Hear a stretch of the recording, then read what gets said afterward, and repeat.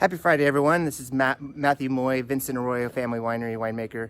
We're here in the Rose Garden here at the winery, getting ready to press some Chardonnay coming in this morning.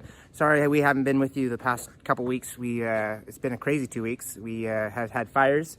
You can see some of the smoke that's up in the air right now. It's pretty dense up there, but luckily it's up high and not down by the grapes, so I think we're going to be in good shape. And we'll see how things progress this week. But we also had to say goodbye to Bodega about a week ago. So she was with us for 15 years, so that was hard to say goodbye. But we enjoyed her wines through the years, and hopefully you have some in your cellar, and we'll continue to enjoy those through the upcoming years. We are still doing tastings. They're getting ready to start the tasting room up in probably about a half hour or so. So like I say, the smoke is up there, but it's not down here. So if you can come out and visit us, we'd love to have you. We have appointments all weekend long. So if you are Bay Area people, want to get out of some of the smoke down there, feel free to come up. Like I say, it's definitely not smoky on the valley floor, so we're good here. I'll show you around here where we just brought the Chardonnay in. We get our Chardonnay down from the Carneros region, and it was picked last night. So we're going to have probably about 3 pressings. We got about 8 tons, so it'll probably need to go through the press 3 times in order to get all the grapes pressed out. And I'll show you the process in just a sec, but let me show you some of the grapes here. So this is our Chardonnay. Like I say, came in, it's nice and cold. Nice and sweet. This is gonna be some good Chardonnay.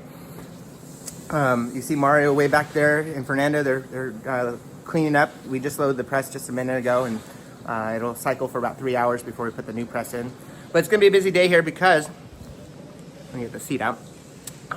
We also have red grapes that are coming in. So this is some Petite Sirah coming off of the Rattlesnake Ranch. So it's off the hillside. So this will go through the destemmer and up into the tanks for fermentation, versus the Chardonnay over here being directly into the press. So we'll ferment the Chardonnay in barrels. So we'll add yeast inside the barrel, it will ferment it. And then once it's done fermenting, we keep about 80% in stainless, 20% in oak, and blend the 2 blocks back together before bottling. The process on the Petite Sirah is a little bit different. We'll go through the destemmer, which I think I've showed you in past episodes, where it'll take the grapes off the stems. We'll collect the stems in one bin and collect the grapes in another. The grapes will then be pumped up into the tank, where we add the yeast and tank and ferment the red wines on their skins in order to obtain the red color that we're expecting from red wine. So we're going to be busy today. I'll get back to you. I'll show you some more things as the day progresses. This is actually happening on Thursday, so you'll see it Friday morning tomorrow. But we're excited. We're having a good time. It looks like the heat wave is finally over. You can see I'm bundled up this morning. I got out of the house and thought, whoa, it definitely his temperatures have changed. So that's a good thing. We were able to pick in cooler weather, which is good for the grapes and good for the wine.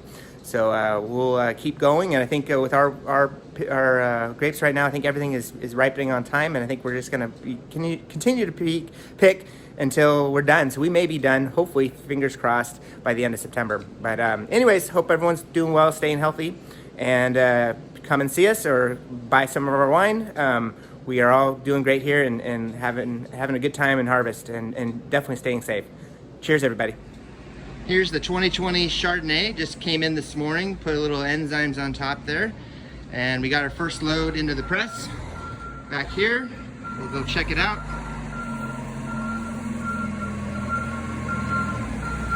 There's Mario on the cart there. There's some more Chardonnay. And here's the press. It's rotating right now. You see there's the 2020 Chardonnay in its infancy. We'll put this up into tank today, and we'll turn on the chillers and get it really cold. And then it will go into barrel for fermentation probably on Monday. So we'll add the yeast on Monday, and we'll start the fermentation in barrel. But there is that Chardonnay, nice juice coming down into the pen. You can see the press is turning there. You can see how that all works. Comes out of the flats there. And then in just a sec, this is all called the pre-run. So this is just stuff, gravity pushing this juice down. But eventually we're going to turn this compressor on, and we'll start pressing the wine. So there'll be a bladder inside this thing that'll, like a balloon, will push against the grapes and squeeze more of that juice out of the press there. Okay, so here we are, we're pressing the Chardonnay. You can see the press is upside down. You see the little slats? Grapes are being pushed up against those slats by a membrane on the top of the cylinder here. So it's blowing up like a balloon and pushing up against those grapes, against the cylinder to push the grape juice out. So it'll do this for 3 times by the time it's done pressing. So it'll take about 3 hours total in one press, and we have about 3 presses to do today. So it's going to be a long day, but it's definitely worth it. This is some good juice here, and we're looking forward to seeing it in the bottle next year. Okay, here we are with the Petite Sirah coming through the juice stemmer. You can see it coming out of the hopper, going up the elevator, into our destemmer, where it's shaking the berries off the stems. And you can see the stems are going off into the container at the end here, and the berries are falling down below onto our sorting table, which we need to start getting some of these berries out of here. So that's our rattlesnake, or sorry, our Enderlin Hill Petite Sirah.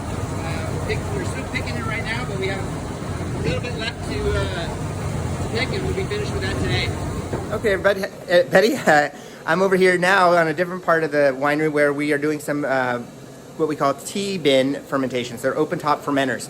So you see these black things, they're just like a screen to keep the bugs out, but they're allowing the CO2, which is coming off of the fermentation, to be released, and so there's no pressure on these things.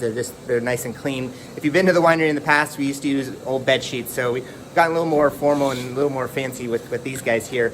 But I'll show you what's going on in here. So this is our rattlesnake Petite Sirah fermenting right now. We do all of our rattlesnake in the open top fermenters versus in the tanks. So this just started. We just did what we call a punch down, where we take a stainless steel punch and punch this down each one of these bins here. So you see there's quite a few. We've had a busy morning doing that. But basically what you're trying to do is push those grapes down below, because underneath all these grapes is the juice, and the juice is fermenting. And we want to make sure the color from the skins gets down into that juice. And in order to do that, you have to do a punch down. So we do that twice a day. The difference from being in the open top fermenters and the tanks is what we call a pump over on the tanks, where we take juice with a pump and pump it from the bottom of the tank over the top. And so we'll do that twice a day as well. So we want to make sure these, what we call the cap, the top of the fermentation where all the berries are, get exposed into the juice as much as possible and keep them wet so they don't dry out. And we'll monitor the brix, which is the sugar level, and we'll watch that as it continues to go down. We actually add some nutrients for the yeast so they continue to survive and be healthy during the whole fermentation process. So we'll do additions every so often as we're monitoring those the brix levels going down, as well as the temperatures too. So we want to make sure that those yeasts are staying healthy and they maintain a good temperature so they don't get too hot. And so we'll keep an eye on that. But here comes David. Say, hey, David. But yeah, so we're having a good time with these fermentations, and like I say, we're probably about 30 to 35% done with harvest. So we have a ways to go, but we'll get through it, and we'll just keep going. So cheers.